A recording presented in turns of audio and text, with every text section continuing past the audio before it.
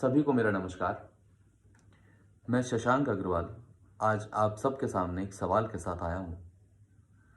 क्या मेरे सोचने का तरीका किसी दूसरे की सोच को प्रभावित कर सकता है? क्या मेरा सकारात्मक सोचना किसी दूसरे की सोच में सकारात्मकता ला सकता है?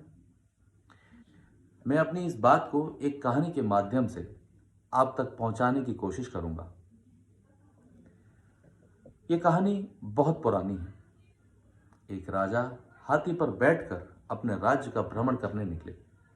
अचानक एक दुकान के सामने आकर रुके और अपने मंत्री से कहा, पता नहीं क्यों मुझे इस दुकान के स्वामी को फांसी की सजा देने की इच्छा करती है। यह सुनकर मंत्री को बहुत दुख हुआ और जब तक वो उसका कारण पूछ पाते, राजा आगे बढ़ चुके थे। अब मंत्री अगले दिन उस दुकानदार से मिलने एक साधारण नागरिक की वेशभूषा में गए और उसकी दुकान पर पहुंचकर उन्होंने वैसे ही उस दुकानदार से एक सवाल कर लिया, और भाई व्यापार कैसा चल रहा है तुम्हारा? वो दुकानदार चंदन की लकड़ी का विक्रेता था। बड़ा दुखी होकर उसने सवाल का जवाब दिया, अरे साहब, कोई ग्राहक नहीं मिलता। लोग मेरी दुकान पर आते हैं, चंदन को सूंघते हैं और चले जाते हैं। सब चंदन की गुणवत्ता की प्रशंसा भी करते हैं, पर खरीदते कुछ भी नहीं साहब।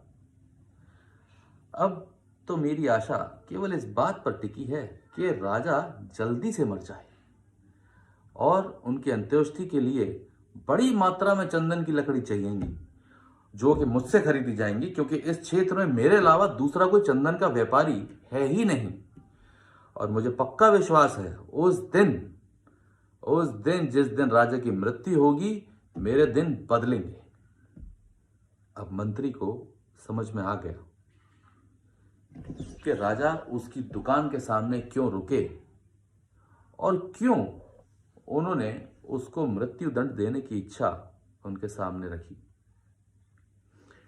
शायद दुकानदार की नकारात्मक विचारों की तरंगे राजा पर वैसा ही प्रभाव डाल गईं जैसा कि दुकानदार राजा के प्रति सोचता था। जैसे विचार राजा के प्रति दुकानदार ने अपने मन में रख रखे थे। बुद्धिमान मंत्री ने इस विषय पर कुछ क्षण विचार किया और फिर अपनी पहचान बताए बिना और पिछले दिन का कोई भी वाकया ना बताते हुए उस दुकानदार से कुछ चंदन की लकड़ियां खरीदने की इच्छा जाहिर की। दुकानदार ने हंसी खुशी चंदन की लकड़ियों को लिया और एक कागज में लपेट के मंत्री को दे दिया। जब मंत्री महल लौटे तो सीधा दरबार में गए जहां राजा बैठे थे और सूचना दी कि चंदन की लकड़ी के दुकानदार ने महाराज के लिए भेंट भेजी है। महाराज ये सुनकर बहुत आश्चर्यचकित हुए और जब उन्होंने उस कागज को खोला, उसमें सुनहरी चंदन की लकड़ी दिखी और जब उस चंदन की लकड़ी की सुगंध पाई तो वो सुगंध पाकर राजा अति प्रसन्न हुए और उसी प्रसन्नता में राजा ने चंदन के व्यापारी के लिए कुछ सोने के सिक्के भेंट स्वरूप भिजवा दिए। और राजा मन ही मन ये सोचकर बड़े दुखी थे कि उन्होंने इतने अच्छे व्यक्ति को मारने की इच्छा या विचार कैसे कैसे उनके मन में आ गया। और दूसरी तरफ जब दुकानदार को वो सोने के सिक्के मिले तो वो बड़ा आश्चर्यचकित हुआ और राजा के गुणगान करने लगा, जिसने सोने के सिक्के भेजकर उसकी गरीबी मिटाई और उसको बचाया, उसकी आर्थिक हालत सुधार दी।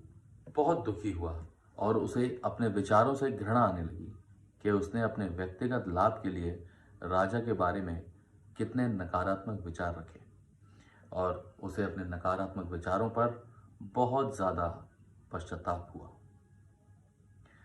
दोस्तों, अगर हम जीवन में अच्छे और सकारात्मक विचार रखेंगे तो हमारे पास वो अनुकूल रूप में ही लौटेंगे। हमारे विचारों की तरंगे उस दूसरे व्यक्ति तक किसी ना किसी तरह पहुंच जाती हैं और उन्हीं तरंगों से प्रभावित होकर सामने वाले व्यक्ति के विचार बनते हैं या बिगड़ते हैं। हमारे शब्दों से पहले हमारे एनर्जी पहुंचती, और जब ये एनर्जी का एक्सचेंज होता है ना, ये किसी भी व्यक्ति के सोच पर एक खास प्रभाव डालती है। तो हमें आगे से ये कोशिश करनी है कि हम अपने आसपास के लोगों को एक पॉजिटिव एनर्जी, एक अच्छी एनर्जी बांट सकें, एक पास ऑन कर। मैं इसे यकीन के साथ कह सकता हूँ कि जब हम इस प्रैक्टिस को अपना लेंगे, जब हम पॉजिटिव वाइब्स और पॉजिटिव एनर्जी भेजना शुरू कर पाएंगे अपने आसपास के लोगों को, तब ना हम एक अलग सा सेटिस्फैक्शन होगा, एक अलग अलग सेटिस्फैक्शन की अनुभूति होगी। एक बार करके देखिएगा, कोशिश कीजिए। आई होप कि जो ये सोच है ये आप सभी के जीवन में कुछ ना कुछ प्रभाव डाल पाए, और थोड़ा थोड़ा तो प्रभाव डाल ही पाए। और इसी के साथ मैं आपसे विदा लेना चाहूँगा। तो नमस्कार, सब स्वस्थ रहिए, मस्त रहिए, धन्यवाद।